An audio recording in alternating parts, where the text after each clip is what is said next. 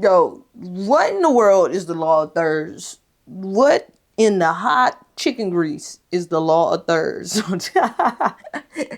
Today, I'm going to be breaking it down for you and hopefully simplifying it so that way when you leave this video, you could actually go teach somebody else. That's the game plan. Let's get into it.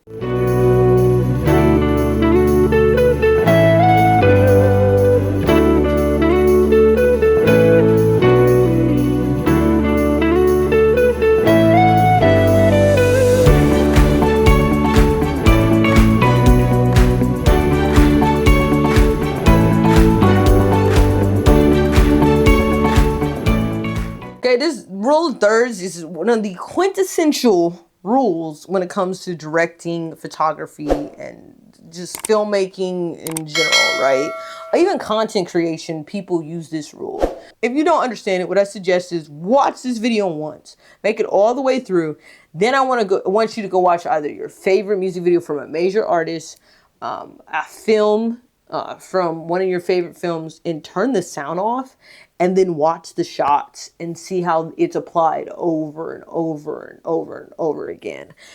People usually use either center framing, or they'll be on this side of the third. Sorry, I'm not moving all the way over enough. Or on this side of the third. Even when they're showing objects, it's just applied so many times, right? And so, what is the actual definition, right, of the rule of thirds? Well, it sounds simple, but sometimes it can be complex. I want you to take a screen. Right now, it's really easy to when you have a horizontal screen, right? All you're going to do, and I'll put the grid over, right, is you're going to just divide that screen essentially into 9 parts, right? That means there's going to be 3 on the top, 3 in the middle, 3 in the bottom, right? It would be 3 this way, 3 this way, and 3 this way, aka thirds, 3 for thirds, right?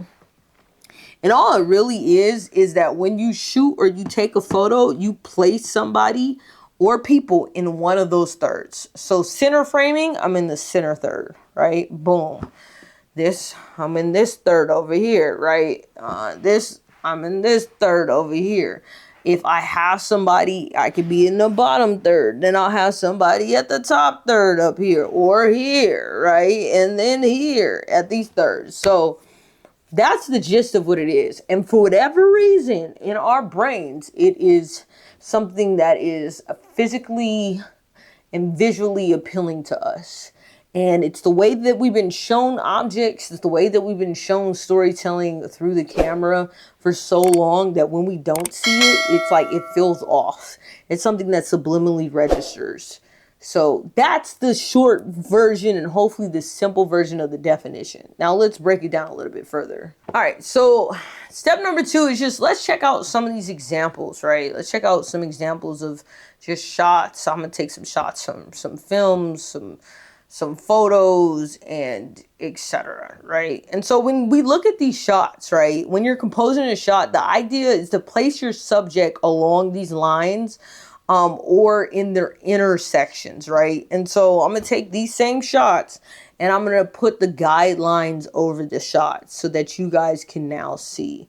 And when you're looking at it, then essentially you're seeing you're seeing how they're being placed within one of the thirds, right?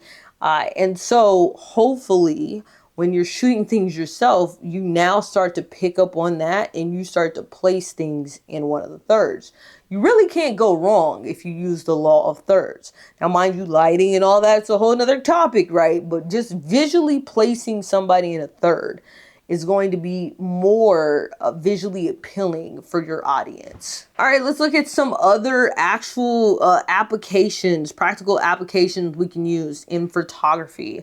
Let's look at a photo of the horizon and you align the horizon with one of the horizon lines that creates more engaging compositions, right? You can choose the top or the bottom third depending on whether you want to emphasize the sky or the land. And so in portrait photography, usually you place the subject eyes on one of the upper intersections, draws the viewer's attention right to where you want it. So look at this photo that we have right here. You see where the eyes are, you see the center framing. That's exactly where we want to be. Right now, if you look at this video, I literally have my eyes on one of the thirds. So that's just not having too much head space, right? Not having too many things below. This would be considered pretty much, it's like a medium close-up. It's not a super close-up. Close-up is just here in the face, right? But it's a medium close-up because we're right here. Boom, boom, and we're pretty much focused on my upper body. In filmmaking, it's probably even more crucial, like, because if you've seen a low-budget film before, you know that they usually break this rule so many times, and like it is god-awful. You can watch through a film if they have good lighting, good audio, and they're following the law of thirds. You can make it through that film. And so it's super important that you're positioning these characters along the line. You create a sense of balance and guide the audience focus. It also leaves space for the background or other elements, adding depth to the scene, right? Because just having things flat very much gives kind of like a play view. And like when in actuality, like when you're filming and we're having a conversation, you want there to be some depth behind the person.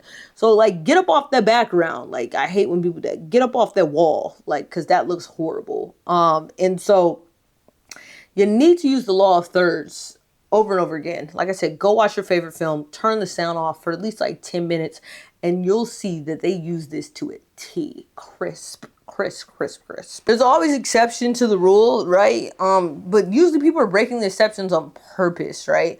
So center framing, like sometimes that can create a sense of balance, and you're not really on a third. You still are, but you're not on like one of these thirds, like boom, boom, they're not over there.